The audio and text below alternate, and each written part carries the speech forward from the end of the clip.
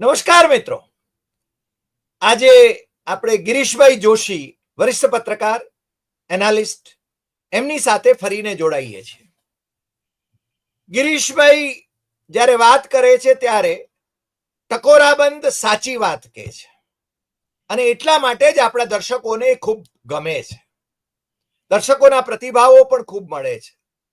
એટલા માટે ગિરીશભાઈ અમે ખાસ આગ્રહ રાખીએ છીએ કે તમે કમસે કમ સપ્તાહમાં એક વખત તો સીધું ને સટમાં જોડાઓ અને આપણા દર્શકોનું અને મારું પણ માર્ગદર્શન કરો.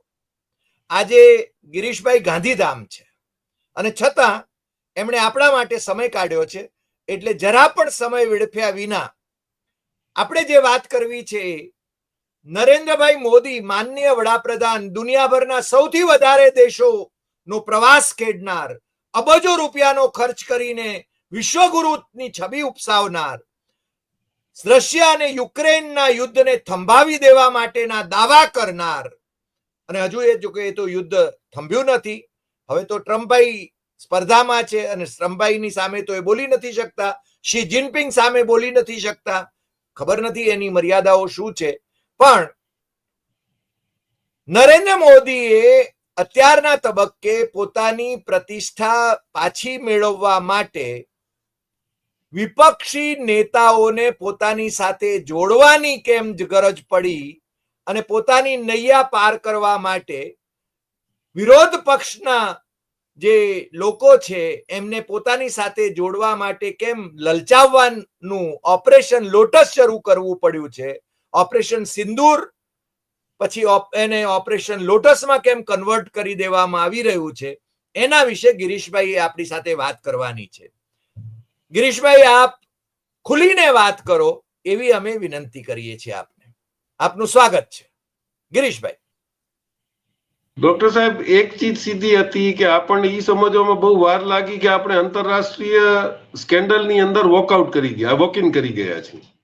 તમને જ્યારે આખું સમીકરણ બદલાઈ રહ્યું હતું, ઇન્ડો પેસિફિકનું, અમેરિકન સાઇડનું કે આફ્રિકાનું, એના પર આપણી પાસે નોલેજ તો બધું હતું, પણ આપણો પ્રાયોરિટી જે હતી કે ભાઈ આપણે લોકલ કેવી રીતે ઇલેક્શન જીતવા છે, કારણ કે 2047 સુધી આપણે સુપર પાવર બનાવવાનો નેમ લીધેલો છે, આપણે કસમ ખાધેલી છે, એટલે કસમ પૂરી કરવા માટેના બધા સમીકરણો બદલાતા હતા. એમાં તમે ચૂકી ગયા કે દુનિયા કઈ બાજુથી આગળ નીકળી ગઈ. સાયલન્ટ ઓપરેટરો દુનિયામાં જે બે રશિયા અને ચાઇના હતા, એમાં બી તમે જો હજી પણ એ લોકો પોતાના ગોદી મીડિયાને અને ઘણા બધા માણસોના દિમાગમાં એવું નાખી દીધું છે કે ચાઇના આપણો દુશ્મન છે, પણ આપણે ન્યાયની વાત કરી નથી શકતા. આજે આપણને ચાઇના દુશ્મન લાગે છે તો થોડો ઇતિહાસમાં પાછળ જવું જોઈએ. આપે વાંચ્યું છે કે એક ઓપિયમ વોર ચાલી હતી 1960 સુધીમાં. 1960માં બ્રિટિશર જયારે અહીંયા હતા ત્યારે એ લોકોનો એક નેમ હતો, એ લોકો ચાઇનાનો પોટેન્શિયલ જાણતા હતા કે ચાઇના જે દિવસે ધારશે ડેવલપ થવા તેથી એને કોઈ રોકે નહીં, કારણ કે એટલો બધો એની પાસે મેન પાવર હતો. તો ઈ ન થાય એના માટે આ લોકોએ એમને ચર્સી બનાવી નાખ્યા હતા, અને એમાં આપણા ઇન્ડિયન શિપ્સનો બી ફાયદો લેવાતો હતો અને એને ઓબ્જેક્શન બી લીધું હતું. તો ઈ આપણે જે કરીએ એને આપણે ન્યાયસંગત માનીએ અને બીજા કરે છે એ ખોટું. પછી ઓપિયમ વોર પૂરું થાય છે અને પછી જયારે આ લોકો ડેવલપમેન્ટનું કામ કરે છે તો તમને એ જોવું હતું કે એને શું ઉપાડ્યું. એને બે સેક્ટરને ચાઇનાએ ગ્રો કર્યા, એગ્રીકલ્ચર અને સ્મોલ ઇન્ડસ્ટ્રીઝ. દરેક કિસાનોને એમ કીધું હતું કે તમારે વાડી કે તમારી જે લેન્ડ છે એની અંદર તમે નાની નાની ફાઉન્ડ્રી નાખી અને લોખંડ બનાવવાનું ચાલુ કરો. Iron is the basic development of all the industries. આજે તમે પાછળ રહી ગયા. આયરન ઓર સૌથી વધારે આપણી પાસે છે, એ આપણે એક્સપોર્ટ કરીને બીજાને લોખંડ બનાવવા દઈએ છીએ, આપણે ડેવલપમેન્ટ કર્યું નહીં. બોક્સાઇટ તમારી પાસે હતું, એલ્યુમિનિયમનો પ્રાઇમ પ્રોડક્ટ છે, તમે કેટલી એલ્યુમિનિયમની ઇન્ડસ્ટ્રીઓ નાખી. એટલે તમે જે તમારી વેપારી વૃત્તિ જે છે ને કે આપણે તો ઓછા ધંધામાં મેક્સિમમ નફો કરવો, ઈધર કા માલ ઉધર કરવું, બાકી બધી મહેનતનું કામ આપણાથી થતું નથી. એટલે આપણે ટ્રેડર બનાવવાના ચક્કરમાં જે આપણે આ નુકસાન ભોગવ્યું છે એનો આ પરિદૃશ્ય છે. અત્યારે આફ્રિકાએ બધાના ટ્રેડિંગ બંધ કર્યા, એ લોકોએ બધી ફોરેન કન્ટ્રીઝ આટલા વર્ષથી એક્સપ્લોઇટ કરતી એને કાઢી અને આજે સોનું બનાવવા માંડ્યા, એ કોપરો બનાવવા માંડ્યા, એ લોકો પોતાના ડાયમંડની પોતે ફેક્ટરીઓ નાખવા માંડ્યા. એ લોકોને સમજ પડી કે પ્રોડક્શનમાં જ જો આપણે મજબૂત હશું તો જ આપણી પાસે એનો હોલ્ડ હશે. અને બે જ ચીજો તમને ઇકોનોમીને હોલ્ડ અપ કરી શકે, દેટ ઇઝ એગ્રીકલ્ચર અને સ્મોલ ઇન્ડસ્ટ્રી. પણ આપણે એ કરવું નતું, કારણ કે આપણે દુનિયામાં સાહુકાર માણસોની હોડમાં જે આપણે બે જણાને દોડાવી દીધા હતા કે ભાઈ ગમે એમ કરીને તમે નંબર 1 નંબર 2 તો થાવ, ખોટું કરવું હશે એનું અમે જોઈ લેશું. એટલે તમે 15 લાખ કરોડ બેંકના લઈ ગયા અને ત્યાં ઝંડો લઈને ઉભા રહી ગયા કે હું નંબર 1 છું ને હું નંબર 2 છું. હવે આ અમેરિકાને ન પહોંચાણું તો એની પાસે જે ઓલા ફૂટેલા બોમ્બ પડ્યા હતા હિન્ડનબર્ગ જેવા કાઢીને તમારો ફ્યુઝ કાઢી નાખ્યો કે તમે નંબર 1 24 કલાકથી વધારે રહી નહીં શકો. આ બધી ગેમની અંદર આપણે ક્યાંય સિરિયસ ન થયા. હવે અત્યારે જે આપણે કહીએ કે ઉધાર માંગી રહ્યા છે, તમે થરૂરને બોલાવો છો, સુપ્રિયા સુલેને બોલાવો છો, મનીષ તિવારીને બોલાવો છો, તો એના જ પોતે જ લઈ જાઓ છો અને એના જ જે બધા 2-2 રૂપિયા વાળા ટ્રોલરો છે એમ કહે છે કે ભાઈ આ બધા કોંગ્રેસ મૂકીને જવા માંડે છે કારણ કે હવે કોંગ્રેસ નાબૂદ થવાની છે. એ સપનો તો તમારો 30 વર્ષથી હતો, કોંગ્રેસ મુક્ત ભારત કરાવવાનો. પણ અત્યારે તમને ખબર નથી પડતી કે 123 તમારામાં જે બેઠેલા છે ને 240 એ બી કોંગ્રેસ થી આવેલા છે. એટલે તમે સાયફનિંગ કરો, તમે ઓક્સફોર્ડમાં ભણાવો નહીં પણ અહીંયા યુનિવર્સિટી ઓક્સફોર્ડના નામે ખોલો અને એના નામે સર્ટિફિકેટ આપી દો, એવી પરિસ્થિતિ તમે કરેલી છે. પછી તમે બધું પ્રોમિસ કરતા ગયા અને એકવાર તમને ખ્યાલ હતો ગડકરી સાહેબ એક મરાઠી પ્રોગ્રામમાં એને રિપોર્ટરે પૂછ્યું કે સાહેબ તમે આવડા બધા વાયદા તો કરો છો પણ પછી શું થશે?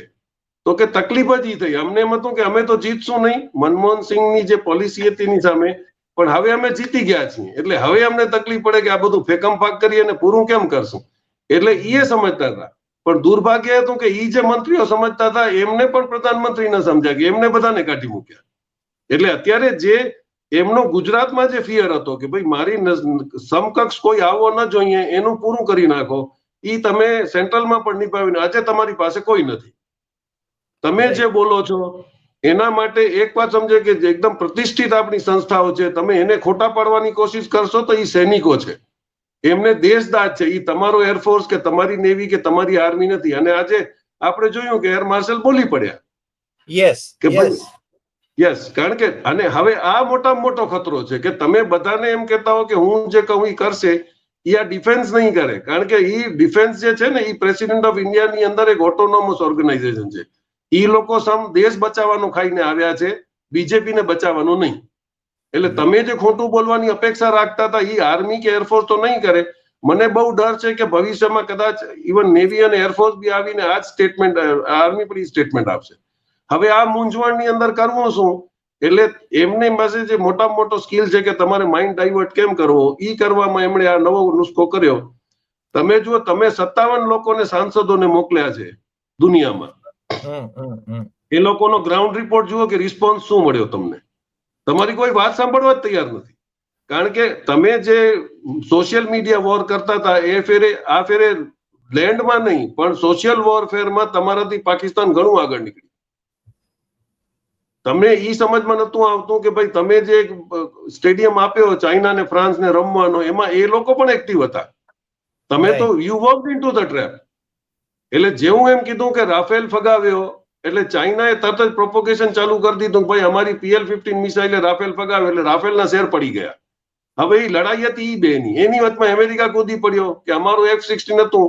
હવે F-16 ની અંદર જેવું એને જાહેર કર્યું એટલે ફોરેનની બીજી જે ચેનલો હતી એમાંથી જાહેર થયું કે ભાઈ F-16 ઇન્ડિયા પાકિસ્તાનને ઈ શરતે આપેલા હતા કે ઇન્ડિયાની વિરુદ્ધ ઈ વાપરશે નહીં.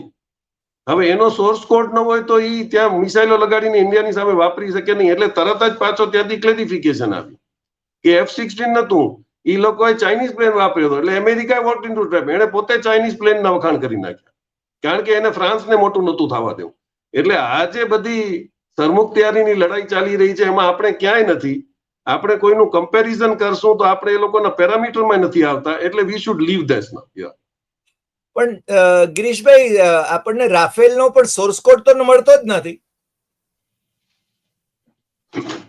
તમે જુઓ, રાફેલની સોદો કરવાના હતા એની પહેલા તો ઘણા બધા કોમ્પિટિશનમાં હતા પણ આપણે લાલાંક કરવાની પરિસ્થિતિમાં આપણે ચાઇના સાથે ભાઈબંધી કરી શક્યા નહીં. આ તકલીફ હતી કારણ કે આપણે ભૂલી ગયા હતા કે ભાઈ પાકિસ્તાનથી તો લાલાંક કરવાની છે. તમે ચૂપચાપ $115 મિલિયન નો ધંધો કરી શકો છો, તમારા ભાઈબંધો ત્યાંથી રૂપિયા કમાવી શકે છે, પણ દેશની પબ્લિકને એવું ન થવું જોઈએ. તમે દીવા ન ખરીદતા આ ફેરે, તમે એમના ફટાકડા ન ખરીદતા. એટલી બધી તકલીફ છે કે જે લોકોએ માલ લાવીને વેચ્યો છે એ લોકોએ ચાઇનાને પૈસા આપી દીધા, પૈસા હલવાના તમારા ઇન્ડિયન મર્ચન્ટના, અને એને તમે એમ કહો કે હવે તમે વેચજો નહીં. આ કઈ જાતની પોલિસી છે ઇન્ટરનેશનલ? તમારે બેન્ડ જ કરવું છે તો તમે પોર્ટ ઉપર બેન્ડ કરી નાખો. અત્યારે ચાઇનાની શિપો જે આપણે પુલવામા પહેલગામ થયું એની પહેલાની નીકળેલી શિપો અત્યારે પોર્ટો ઉપર હોલ્ડ કરી નાખી છે. તો એ પૈસા કોના હલવાઈ ગયા છે? આજે લાકડાની શિપ આવેલી છે એ કદાચ 1.5 મહિનો પહેલા નીકળેલી હતી, એને ખબર નથી કે પાછળ પહેલગામ થવાનું છે, અને અત્યારે તમે એને બર્થ ના થવા દો. કરોડો રૂપિયાનું લાકડું અત્યારે પોર્ટની બહાર ઊભું છે, એનું કોણ નિકાલ કરશે? અને તમે અધિકારીઓને એટલા બધા નમાલા કરી નાખ્યા છે કે એમ કે છે કે પીએમઓ માંથી લેટર લઈ આવો તો તમે અમે તમારી શિપ લાગવા દઈએ. એટલે આજે આપણે પુતિન થવા ગયા ને એમાં આપણે સોમાલિયા નથી થવાના. હવે એવી પરિસ્થિતિ આવીને ઉભી રહી ગઈ છે, કારણ કે આપણો કોઈ દેશ આપણા ભેગો ઉભો રહેવા તૈયાર નથી. એટલે હવે તમને એમ લાગે છે કે કોંગ્રેસ વાળા આટલા વર્ષ કાઢી ગયા ને એટલે કાંઈક તો હતું. એટલે હવે ત્યાંના મોહરા ગોતી રહ્યા છે કે કોણ કોણ આવે. મનીષ તિવારી આવે, થરૂર આવે. થરૂર ત્યાં સારું ઇંગ્લિશ બોલી શકે છે એટલે થરૂર લાવે. કારણ કે તમારી પાસે જે બધા નવરત્નો હતા એમાં નિશિકાંત દુબે, કુલદીપ સેંગર, અનિલ વિજ, કિરણ રિજિજુ, એ બધા નવરત્નો હતા જેમને બોલવાની જ ભાન નથી ને હજી બોલ્યા જાય છે. એટલે એ લોકોએ જે નુકસાન કર્યું છે એ કદાચ હવે સાહેબને ખબર પડી કે આ નવરત્નો આપણા કામના નતા, આ તો દરબાર ડુબાડી દેશે. એટલે હવે તમને જરૂર પડી. હજી પણ એ પોતાનું પોલિટિકલ મિસ્ચીફ મુકતા નથી. શરદ પવારને જેવું જાહેર કર્યું કે હું કદાચ એનું ટેક ઓવર કરી લઈશ શિંદેના ગયા પછી, તો તરત જ સુપ્રિયા સુલેને બોલાવી અને ત્યાં ટીમમાં મોકલે. એને એમ કે આ લોકો પૈસા નથી જોયા, આ લોકો બધાને હું ફોરેન ટ્રીપમાં મોકલીશ તો આ લોકો મારી એકદમ વાવા કરવા માંડશે. એને ખબર નથી કે સૌથી સાવકાર એમપી દેશનો શરદ પવાર છે, એને તું ક્યાં પૈસા દેખાડીશ? એટલે આજે હજી પણ એમની જે રમતું છે, સિંદૂરમાં તમે જોઈ લો, બિહારની અંદર બહુ મોટું મિસફોર્ચ્યુન થયું. તમે સિંદૂર બહુ ગોતીને કાઢ્યું કે સિંદૂર હશે તો નોર્થ બેલ્ટ ની અંદર સિંદૂરની બહુ કિંમત છે, યુપી, બિહાર, ઝારખંડ. એટલે બૈરાઓ બહુ ખુશ થઈ જશે. 3 તલાકમાં તને મુસ્લિમ મહિલાએ આપી દીધું, પણ હવે આની અંદર હિન્દુ મહિલાએ તને વોટ નહીં આપે. તકલીફ એ થઈ કારણ કે તે સિંદૂરની મજાક કરી ને પાછા કે ઘરે ઘરે જઈને ભાજપ વાળા મહિલાઓને સિંદૂર આપશે. સિંદૂર એનો ધણી આપે, એનો વિરોધ થયો છે. એ લોકો કેમ આપશે? ઘણી બધી મહિલાઓએ આ આક્રોશ વ્યક્ત કર્યો છે. યસ. એટલે તમે સિંદૂરનો મજાક બનાવી નાખ્યું. પણ એનું કારણ છે કે ડિગ્રીની જેમ એમને પણ ખરેખર મેરિટલ વેલ્યુ જે છે એ ખબર નથી એમણે. કારણ કે 7 ફેરા એમણે લીધા પછી આગળની પ્રક્રિયા એટલે કે આ લઈ તો સિંદૂર તો ગમે એને દેવાય. આ જે આખી એટીટ્યુડ છે, અને they have come into a fix now. અત્યારે ભાજપના અંદરના ખાને તમે વિચાર કરો ને તો એ લોકો પોતે વિરોધ કરી રહ્યા છે, કારણ કે એ બધું સાચું પણ તમારા ધંધાઓની સત્યાનાશ થઈ ગઈ છે. તમે જે લોકોને કમાવા દીધા છે, આજે કેટલા બધા એક્સિડન્ટ થયા છે. હવે આની અંદર હમણાં એક ક્લિપ ફોરેનના કોક ઇન્ડિયને રિલીઝ કરી કે હું તમને કે ખાલી આંકડા ગણાવી દઉં.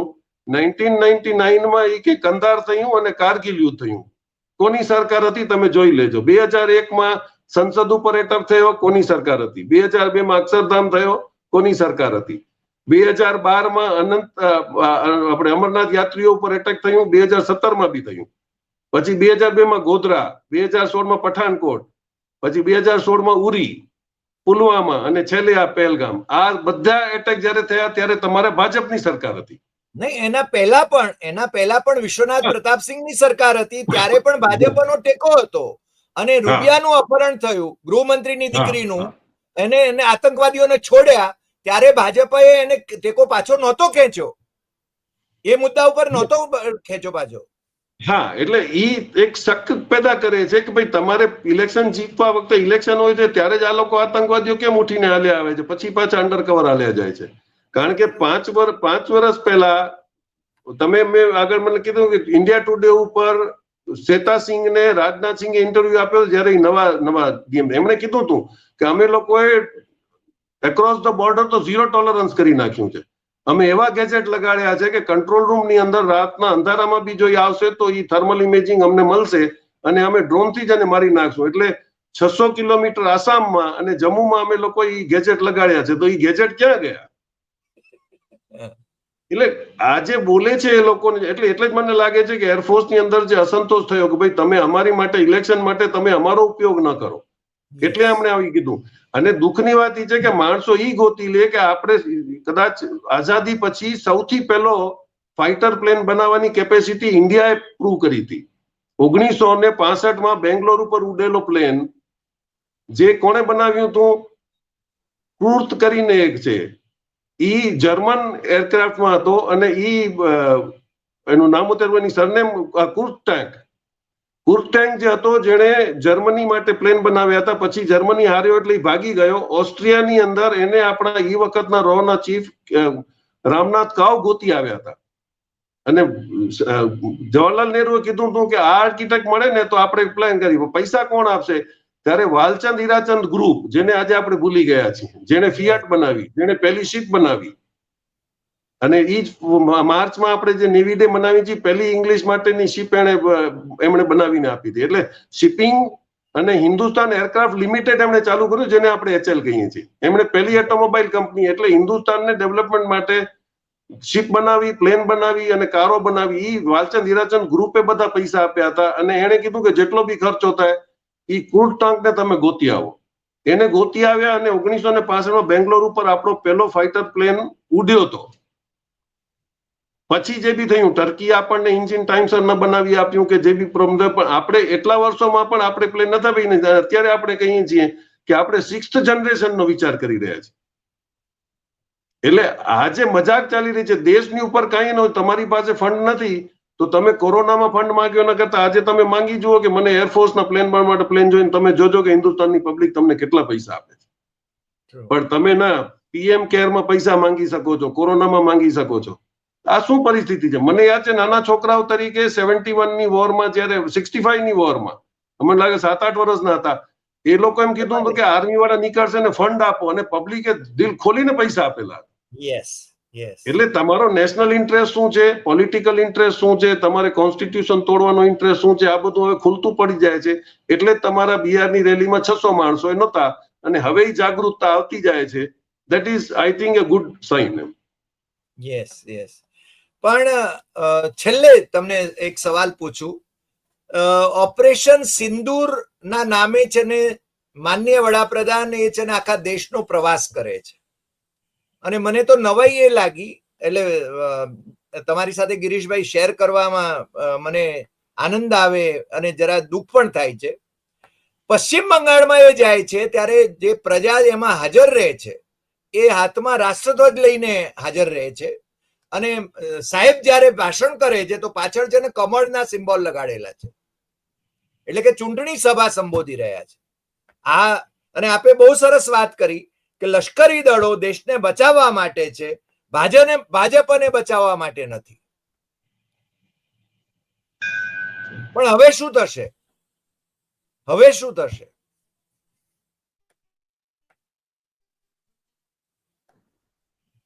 પોઝિશન તમે જુઓ કે તમે જે કહેતા હતા કે સ્લીપર સેલ આવી રહ્યા છે, હવે ખરેખર સ્લીપર સેલ કોંગ્રેસ ભાજપમાં મૂકી રહી છે કે એ મોટો સસ્પેન્ડ થઈ ગયો છે. અને તમે ભાજપમાં જુઓ તો ઘણા ટાઈમથી નારાજગી તો હતી કે કોંગ્રેસમાંથી આવેલા અને તમે મંત્રી બનાવ્યા, અને એમની એફિશિયન્સી ઉપર જે તમને ડાઉટ હતું, તમે આજે જોઈ લો કે એમના મંત્રીમંડળમાં કેટલા લોકોએ પબ્લિક ઇલેક્ટ કરીને મોકલ્યા છે. આ લોકશાહી છે. હું જે માણસ ઉપર વિશ્વાસ ધરીશ એને તમે મંત્રી પદ આપશો ના, તમે તો જૂના ઓફિસરોને લાવીને બેસાડી દીધા. તમને કદાચ ખ્યાલ હશે કે જયશંકરનું ક્વોલિફિકેશન એટલું જ છે કે 2013માં જયારે સાહેબ CM હતા અને સુરતના 16 સ્મગલરો પકડાણા હતા હોંગકોંગથી ચાઇનામાં હીરા સ્મગલ કરતા, એને છોડાવવામાં સાહેબ ત્યાં ગયા હતા અને બહુ મોટી જયશંકરે મદદ કરી, એટલે એમને અત્યારે અહીંયા લાભ મળી રહ્યો છે કે ફોરેન મિનિસ્ટર થયા. પણ હવે એવું લાગી રહ્યું છે કે એમને લાગે છે કે થરૂર આના કરતા વધારે ભણેલો છે, એટલે હવે થરૂરને લાવવાની કોશિશ ચાલી રહી છે, Manish તિવારીને.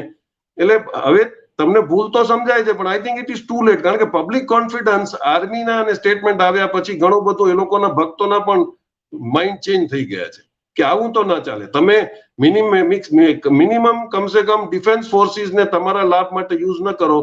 This is the tendency which has enter into the brain of the people કે ભાઈ આ નહીં ચાલે, બાકી બધું ચાલશે. I agree. ગિરીશભાઈ, થેન્ક યુ સો મચ. તમે છે ને આજે બહુ જ ટૂંકા સમયની અંદર આ પ્રવાસમાં છો ત્યારે પણ આપણી સાથે જોડાઈને આપણા દર્શકોને જે રીતે સાચી વાતનો પરિચય આપ્યો છે એ બદલ આપનો ખૂબ ખૂબ આભાર દર્શકો વતી. અને હું દર્શકોને પણ વિનંતી કરીશ કે એ આપના આ જે આપણે રજૂઆત કરી એના વિશે પ્રતિભાવો આપે, અને ખૂબ પ્રતિભાવો આવે છે ગિરીશભાઈ, કે અને ગિરીશભાઈને જરૂર તમે બોલાવજો એવા પણ આગ્રહપૂર્વક આપણા દર્શકો જે છે, લોયલ દર્શકો છે, એ લોકો આગ્રહ કરે છે. એટલે આપનો ખૂબ ખૂબ આભાર. મિત્રો, આજે આટલી વાત. ફરી મળીશું નવા એપિસોડમાં નવા વિષય સાથે. તમને જો આ એપિસોડ ગમ્યો હોય તો સૌથી વધુ શેર કરશો, લાઈક કરશો, કમેન્ટ કરશો. અને આપણી યુટ્યુબ ચેનલ ડોક્ટર હરિદેસાઈ સત્યમ એવમ તથ્યમ એ દેશમાં અને વિદેશમાં મિત્રોને સબસ્ક્રાઇબ કરવા માટે જરૂર જણાવશો. નમસ્કાર.